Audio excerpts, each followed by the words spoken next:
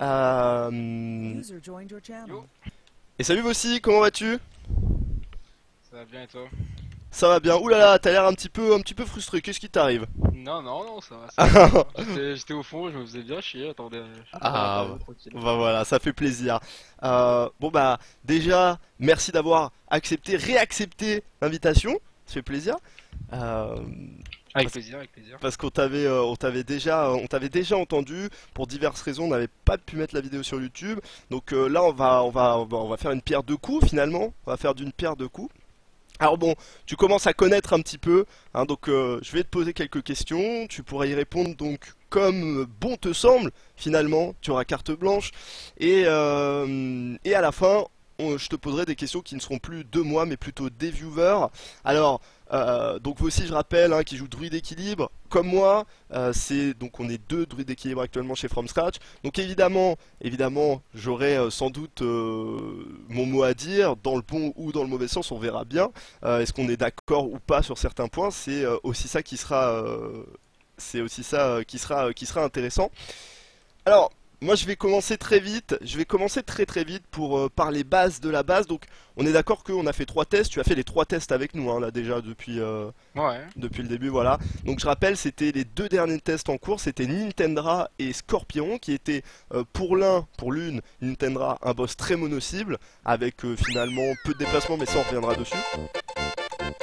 Alors la pile monte le son. Ok, on va monter le son. Hop.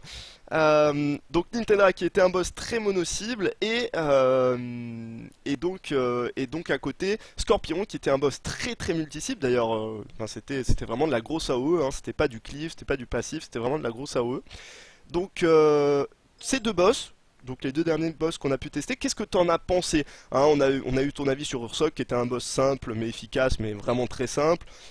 Qu'est-ce que t'as pensé de Nintendra? Est-ce que ça s'améliore un petit peu en termes de difficulté ou pas trop? Qu'est-ce que t'en as pensé? Voilà, qu'est-ce qui te passe par la tête, toi Vossi, en dehors même du Druideki, quand tu penses aux deux boss qu'on a testés? Personnellement, j'ai vraiment bien apprécié Nintendra, j'ai presque détesté Scorpion, mais c'est pas particulièrement pour les fights en eux-mêmes, parce que on est sur une alpha et Scorpion était horriblissime, et je pense que tu me rejoindras là-dessus.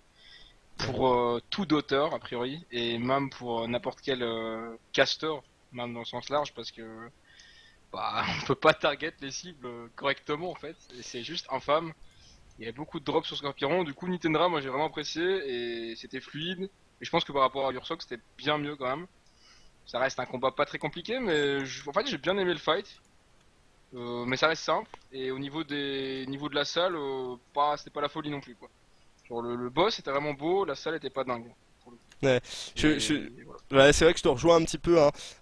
Donc vous avez tous remarqué, hein, je suis devant actuellement les nouvelles nameplates, hein, comme on les appelle. Donc c'est la barre de vie au-dessus des mobs ou d'ailleurs des joueurs en fonction de la configuration. Donc nouvelles nameplates qui sont dans l'idée très bonnes.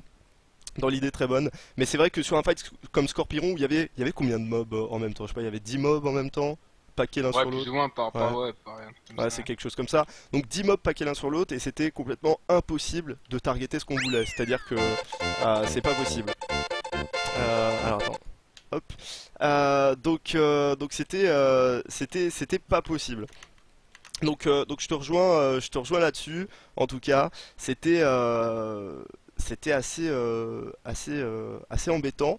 Et donc carrément, toi, ça t'a fait chier à ce point-là, quoi. Vraiment, ça. Bah, de base, la salle est super petite en plus, donc on n'a pas. Enfin, la strat, qu'elle soit intéressante ou pas, à la limite, c'est pas vraiment le point sur lequel j'insiste, mais au niveau. Je trouve qu'il a vraiment pas d'aura le boss, si je peux dire comme ça. Genre, je sais pas, c'est un bête scorpion, puis t'as full AOE, et au final, la strat, il y a deux trucs dans la strat, quoi.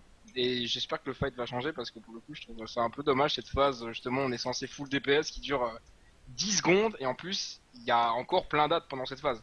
Donc on peut pas juste dire, bon, on osef des AD et on va taper le boss.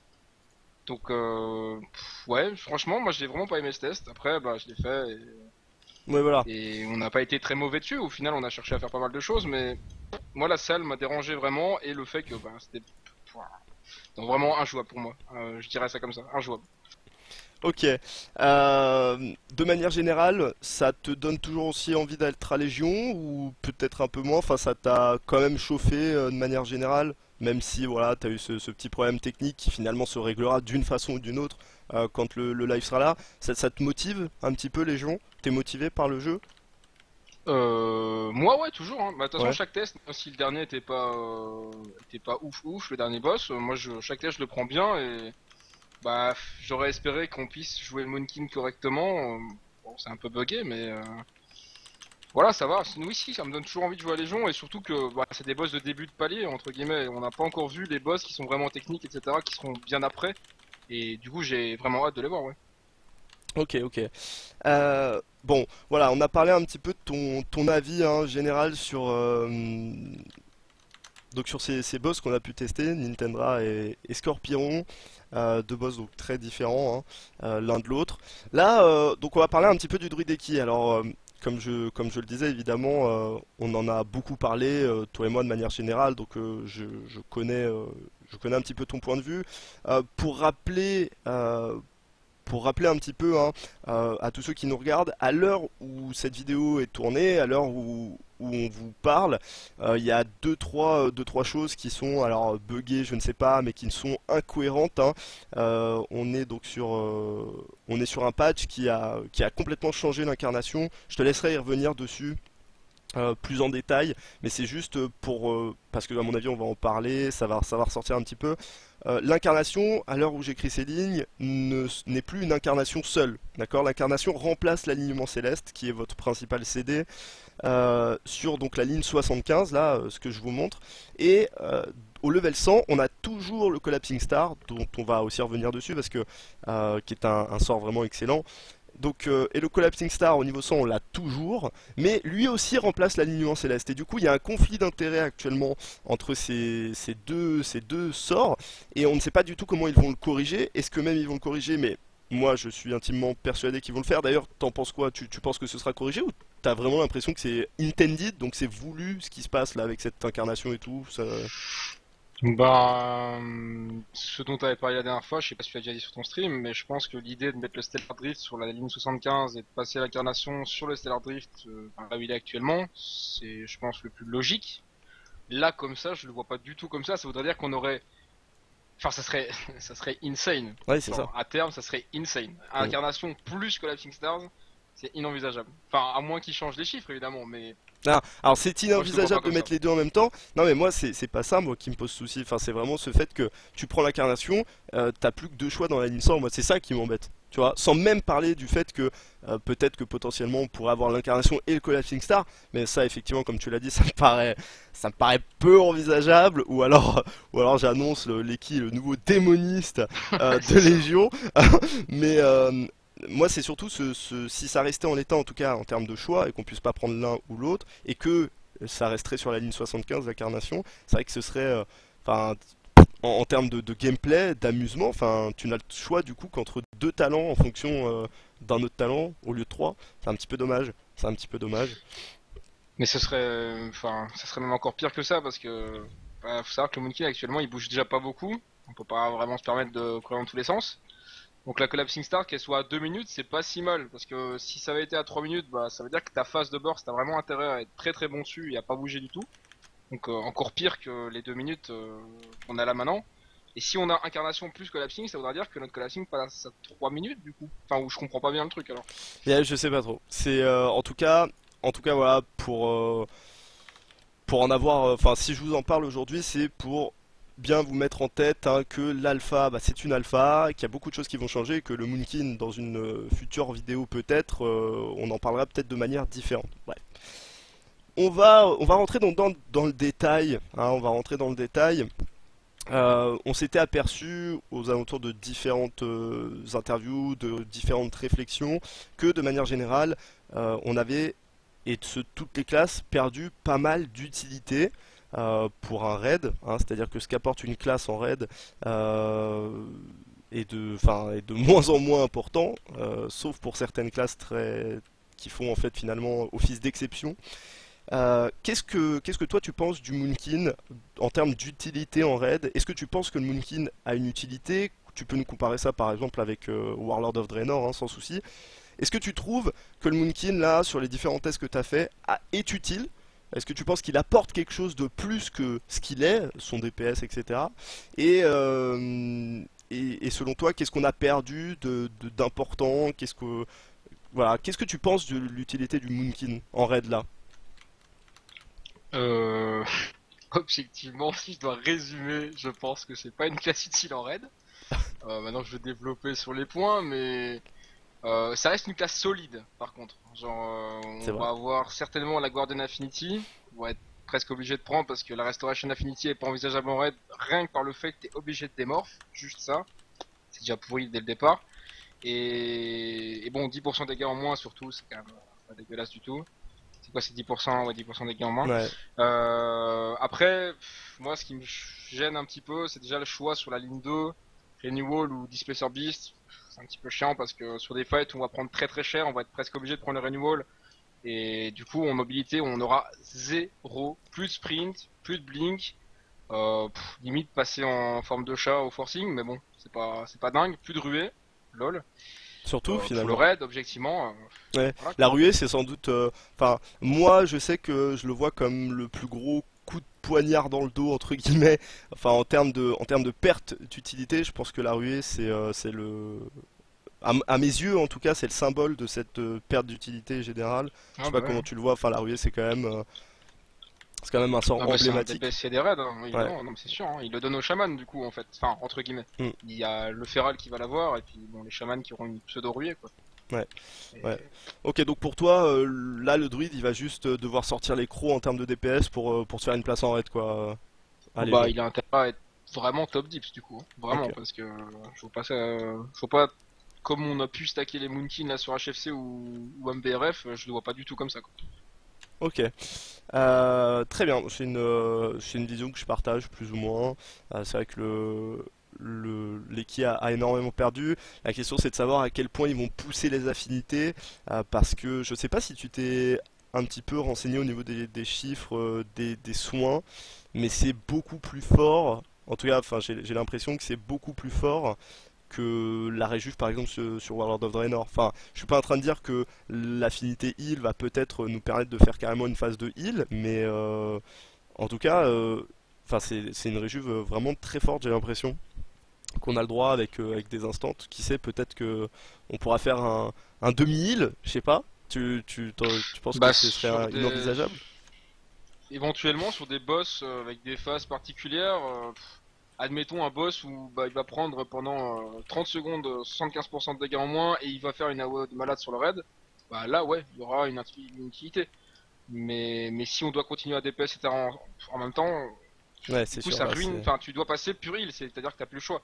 Si tu commences à heal, tu heal et c'est tout. Donc ouais, sur des phases où ouais, pendant 30 secondes, si on doit balancer du heal, je pense que ouais.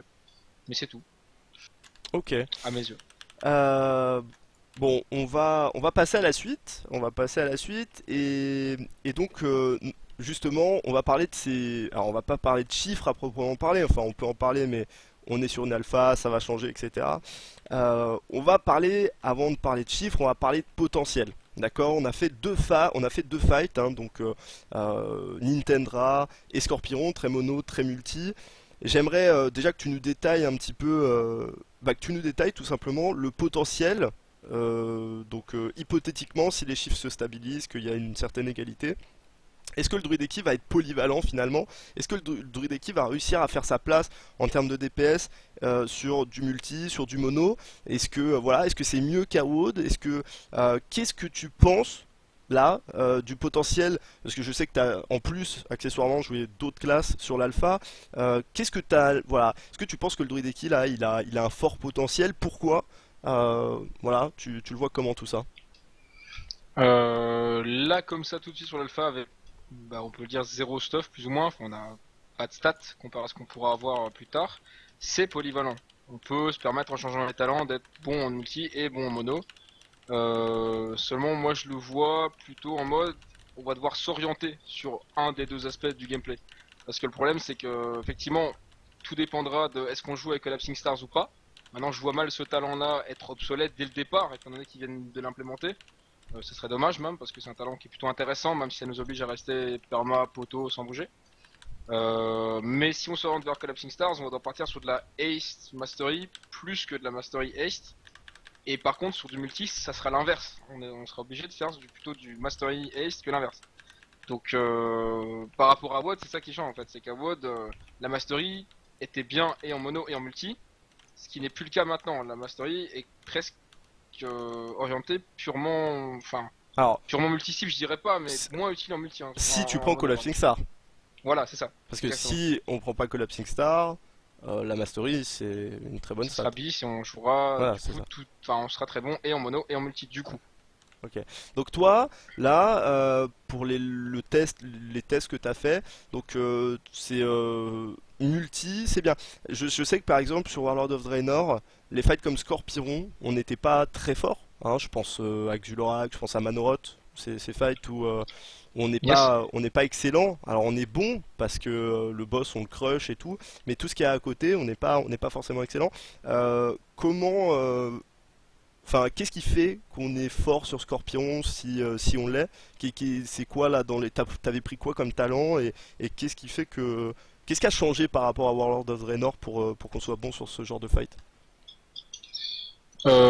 Essentiellement l'implémentation du fait que le Starfall c'est une AOE. Bon ça change pas totalement le gameplay parce qu'au final c'était déjà large avant le truc et quand tu prends le Stellar Drift, bah, le Starfall il a presque la range qu'on avait déjà à l'époque, donc ça change pas grand chose ça. Par contre, on a maintenant les dots qui font très très très mal, vraiment. Et sur de la web paquet, le Monkey n'était pas fort. En fait, c'est pas qu'il était pas fort lui-même, mais c'est que les autres classes étaient bien meilleurs que lui. C'est ça en fait. Ouais. Et sur une AOE courte, on était très mauvais.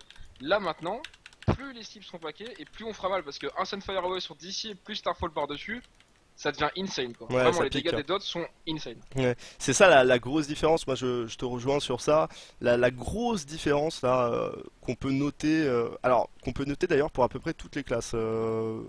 Quand on y repense. Mais on était sur un Warlord of Draenor où les dots d'à peu près n'importe quelle classe étaient très faibles. Même la flie, hein, même la flie, les dots sont faibles. C'est juste que ça tique à peu près ça tique 10 fois toutes les millisecondes. Donc forcément ça commence à piquer. Mais on est sur du dotting qui est assez faible sur Warlord of Draenor. Et au contraire, à Légion, un dotting qui va être très très fort. Et d'ailleurs, enfin, on a complètement un déséquilibre qui se crée. C'est-à-dire qu'on finissait certains fight avec Météor en first source de dégâts. Là, avec les dots très bas, là c'est l'inverse. Enfin, après ce qui va se passer à Légion, on a des dots qui vont faire hyper mal et des météores qui ne vont servir qu'à améliorer ces dots. Parce que tu peux nous parler un petit peu du météore en soi, parce que c'est quand même un changement majeur. Qu'est-ce qui change par rapport à Légion et surtout qu'est-ce que ça apporte aujourd'hui à part son DPS?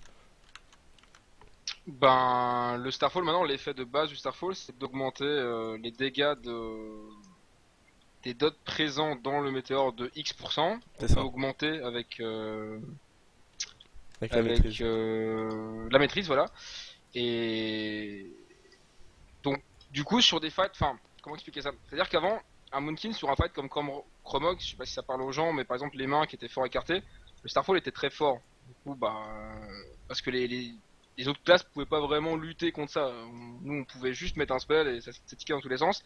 Là, ce sera plus tricky déjà. Enfin, ça me semble déjà plus difficile en fait à mettre en place. Même si ça reste pas très compliqué de mettre un Sunfire en AOE sur 10 cibles, hein. Mais là, faudra bien, enfin, je veux dire, pré-dot limite avant de Starfall, plutôt Ouais, que de évidemment. Ouais. Starfall et d'attendre de mettre ses dots en fait. Ouais. Donc à ce niveau-là, bah voilà comment ça fonctionne. C'est-à-dire qu'il faudra, je pense qu'il faudra bien préparer ta phase AOE. Après, comme on l'a vu, de toute façon, au bout d'un certain temps, on peut carrément être constant en fait. Parce qu'avant, tout se basait sur des procs entre guillemets, c'est-à-dire qu'il fallait avoir la chance d'avoir un proc météore pour en balancer un. Là maintenant, avec le talent Shooting Stars, donc qui génère donc de l'Astral Power sur les dots, à partir d'un nombre de cibles X qu'on n'a pas encore réussi vraiment à identifier parce que ça reste quand même quelque chose de plus ou moins random. Maintenant évidemment la Ace viendra jouer son rôle là-dedans à terme. Mais on peut garantir une AOE, bah on l'a vu sur Scorpion, on peut presque Starfall en permanence en fait. Mm. Ouais, je suis assez d'accord sur ça. Ok, donc oui, hein, les météores qui ont donc beaucoup changé, beaucoup changé. En bien ou en mal d'ailleurs, toi? Hum, ne serait-ce que pour le pool trash un peu inopiné, ça c'est bien. Mais, mais, je sais pas trop sur un fight en fait. Je t'avoue que c'est un petit peu, enfin moi perso, ça c'est totalement subjectif. Je trouve ça chiant de replacer le météore tout le temps. Ouais, c'est vrai. Et, et il est court, plus court Ouais, qu'avant. c'est 8 Avant secondes. tu Ouais. montais jusqu'à 12 secondes, maintenant c'est 8 secondes. Et encore c'est même moins quand tu le mets qu'une seule fois. Donc Ouais. moi, enfin, on est vraiment réduit à enfin, spam dot et spam starfall du coup. Et Ok. chaque fois reposer la word, reposer la word. Ouais, ouais, ouais. Ok. De manière et pour conclure, ensuite je passerai aux questions des viewers. Toi, le Moonkin, je me souviens, on avait une discussion concernant le gameplay où moi j'étais un petit peu enfin voilà, j'étais un petit peu réfractaire au nouveau gameplay que Blizzard imposait au Druideki. Je sais que toi tu étais un petit peu moins réfractaire. Le temps a passé depuis cette discussion. Moi je sais que je me suis beaucoup ouvert à l'équipe et j'arrive presque à l'apprécier à sa juste valeur. Je pense qu'il y a encore certaines choses qui me déplaisent, mais dans l'ensemble ça se passe. Et toi, le Moonkin, toujours aussi fan, ça te donne vraiment envie ou pour avoir testé d'autres classes, t'attends quand même un petit peu plus de cette fin d'alpha, ce début de bêta et du coup la sortie de Légion, t'attends plus ou pour le moment tu trouves qu'ils prennent quand même les bonnes décisions? J'attends plus quand même. C'est-à-dire que j'étais particulièrement fan du fait qu'ils aient enlevé la barre d'éclipse. Ça c'est une chose que toi t'aimais bien, que moi j'aimais pas du tout. Donc ça c'est objectivement un truc, enfin subjectivement pour chacun, c'est quelque chose qu'on aime ou qu'on n'aime pas. Mais par contre, ce que je trouve dommage, c'est que le Moonkin a toujours été une classe plus ou moins poteau, sauf à Tot et So où t'avais pas mal de proc Star Surge, tu pouvais un petit peu YOLO, Dot, full Star Surge et ouais, t'avais quand même un peu de mobilité. Là c'est une classe très poteau sur HFC déjà, et si on joue avec le Collapsing Stars, quelque chose que j'adore personnellement, et j'espère qu'on jouera avec, mais il y a une énorme contrepartie. C'est-à-dire que ça sera encore pire qu'avant et en progresse. Dieu sait que genre c'est infâme de devoir poser 40 secondes pour DPS et c'est même presque pas possible en fait. Moi Ok. j'ai peur que ça soit carrément pas inutile mais inapplicable parfaitement et rien que le fait de ne pas pouvoir appliquer parfaitement un cycle de ma classe, enfin je vois déjà flou en fait à l'avance. Ok. Voilà mon Euh, point de vue. Yep. Et bah, bon, c'est un point de vue que je partage. Enfin, moi aussi j'en attends plus, sans doute pas pour les mêmes raisons, mais c'est vrai que j'en attends un petit peu plus aussi pour le moment. Ne serait-ce que, bah après cette incarnation qui est sortie un petit peu de nulle part. D'ailleurs, pour revenir un petit peu sur ça, le fait que l'incarnation ne soit plus l'incarnation, mais simplement un prolongement de l'alignement céleste. Toi, quand t'as vu ça, t'étais plutôt content. Évidemment, on oublie hein, cette histoire de Collapsing Star qu'on va plus pouvoir faire en même temps, mais de manière générale, t'as apprécié ce changement? Enfin, tu le trouves comment cette nouvelle incarnation qui, je rappelle, en fait, finalement mélange hein, l'alignement céleste et l'incarnation au lieu d'avoir deux sorts, t'en as qu'un. Toi, ça te plaît plutôt quand même ça? Même beaucoup en fait. C'est-à-dire que Ok. on avait en Moonkin un truc qui était un peu incohérent. Heureusement, nos CD avaient enfin, le même CD. Ok, ça c'était bien. Mais un alignement qui durait 12 secondes contre à côté une incarnation qui durait 40 secondes, ah, ça a jamais été super cohérent. Là maintenant, on se retrouve avec un truc où pendant 40 secondes, t'es God. Et ça c'est bien. Ça c'est vraiment une bonne chose, je trouve. Parce que Ok. l'incarnation n'a jamais été la folie en fait au final. C'était 15% de dégâts, mais quand t'as pas, enfin, quand t'as pas la célestiale à côté, ça reste pas dingue hein, au final. Ouais, clairement, clairement, clairement. Ok. Bah, on va passer tout de suite aux questions des viewers. Donc, on va voir un petit peu si les gens sont chauds, ils ont un petit peu des idées. Alors, je vois des questions c'est vrai que c'est une question que je t'ai pas posée, qui a pas grand-chose à voir avec le boss. On n'a pas trop parlé d'esthétique. Qu'est-ce que t'as pensé de Suramar? Parce que donc je rappelle, hein, on a pu donc découvrir les deux raids. Alors, Emerald Nightmare, on n'a pas trop pu le découvrir parce que on est un petit peu bloqué dans une espèce de zone rouge sans sens avec du vide partout. Bref, c'était un petit peu incompréhensible, à part les zones des boss, et on n'est même pas sûr que ce sera celle-là à terme. Sur Amar, par contre, c'était déjà plus fini. T'en as pensé quoi de Suramar en termes juste esthétiques? C'est Tagnon qui pose la question. Est-ce que le design de Suramar t'a plu? Je sais on était parti en découverte avec quelques FS. Ouais. Qu'est-ce que t'en as Je me pensé? souviens, ouais. Oh, on a bien rigolé, mais cette salle est vraiment belle. Enfin, il y a une salle dans Suramar. Après, on n'a pas vu toute l'instance, on a vu qu'une aile, je pense, ou une partie, je sais pas trop si c'est à la moitié ou quoi. À mon avis, cette salle, c'est un peu genre le centre de tout. Enfin, faudra passer par cette salle peut-être plusieurs fois ou. Enfin, je sais pas trop comment ça actionner, mais effectivement, cette salle avec le gros pilar en plein milieu, un peu en mode vestige du temps, etc. Une sorte de grosse horloge, comme ça, on n'a pas trop compris le délire du buff en mode on va super vite et tout. C'était drôle, quoi, mais c'est beau, ça va. C'est assez épuré en fait. Il y a peu de. On n'est pas sur du truc un peu genre elfique avec bien travaillé, etc. C'est assez grossier comme truc. Maintenant, c'est beau quand même. Enfin, Ouais. j'estime que c'est beau. Mais bon, on n'a pas tout vu. Mais cette salle était vraiment belle en l'occurrence. J'imagine que les joueurs voient de quoi je parle, mais La zone là avec le sablier au milieu et tout, ouais, voilà, c'est ça. c'était assez énorme, ouais, C'était pas effectivement. mal. Effectivement. Alors, il y a deux questions qui reviennent un petit peu. Enfin, un petit peu, voilà. C'est donc je vais poser celle de Yosa qui est relativement plus complète, mais qui suit aussi un petit peu d'autres questions que je vois. Est-ce qu'il y a est-ce que pour toi il va y avoir vraiment plusieurs gameplays sur le Druideki en fonction soit de ton envie ou encore des rencontres? Est-ce que le Druideki a vraiment une diversité de gameplay ou est-ce que en fonction de n'importe quelle situation on fera un petit peu la même chose? Parce que je vais prendre un exemple tout bête.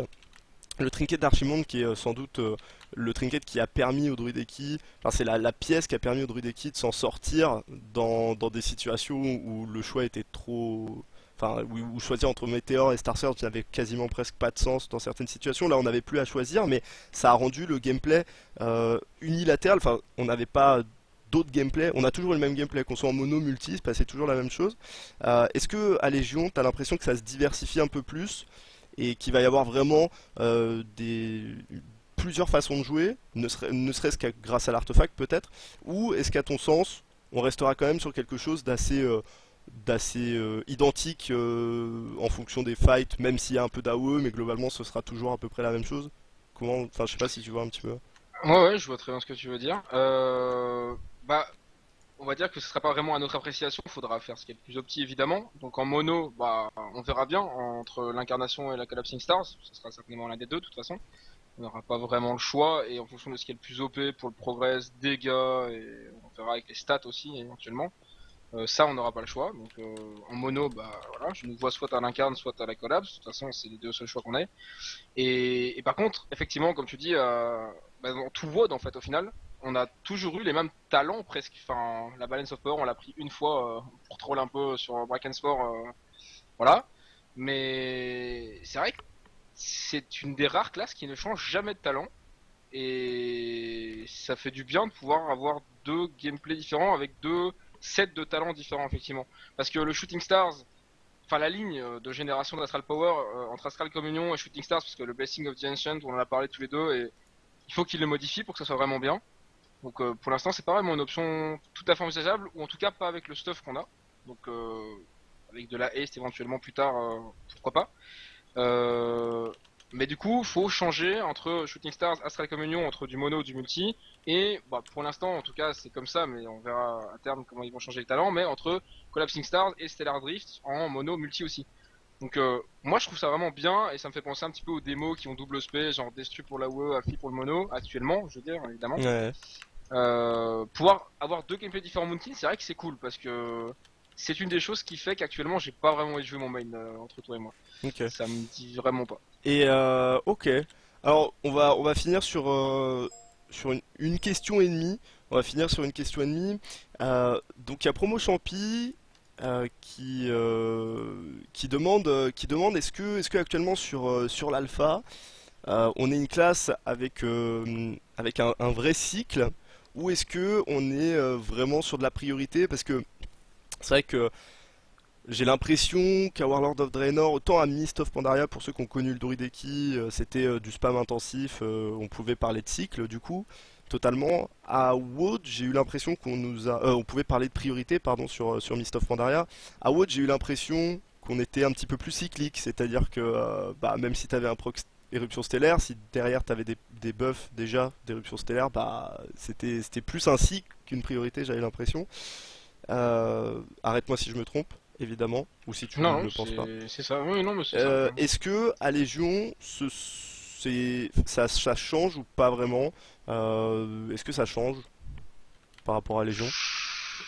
On reste sur un truc plutôt cyclique, je dirais.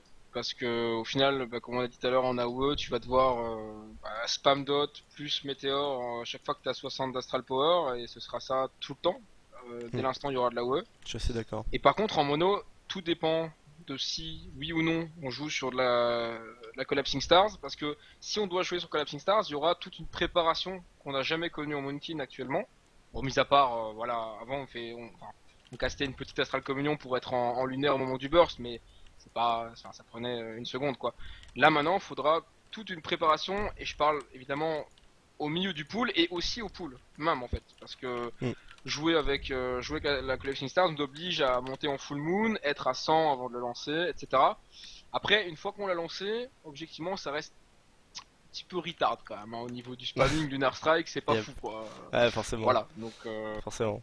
donc ouais, je dirais cyclique et en même temps pas trop, parce que est-ce qu'on peut parler de cycle quand on spamme une touche, c'est pas trop. Ouais, Et voilà. c'est sûr.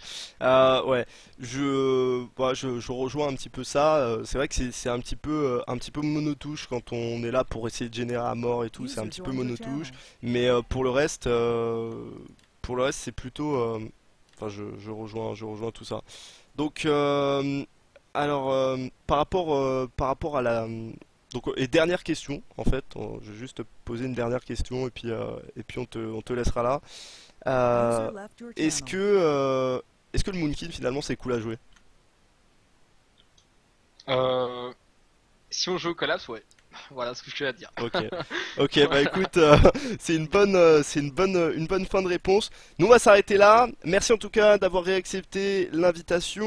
On se retrouvera sans doute pour d'autres émissions, évidemment. Donc moi je te souhaite une très très bonne fin de soirée. Et puis je te dis à très vite. Et encore merci énormément. Et merci pour les viewers. Voilà. Avec plaisir. J'espère que ça vous a plu, en tout cas pour la majorité. Voilà, voilà. Et bonne soirée à vous et du coup, go en raid, non? Yep, Qu'est-ce que t'en penses? yep, yep. Ciao, ciao. Bonne soirée en tout cas. Tchou. Ok, voilà.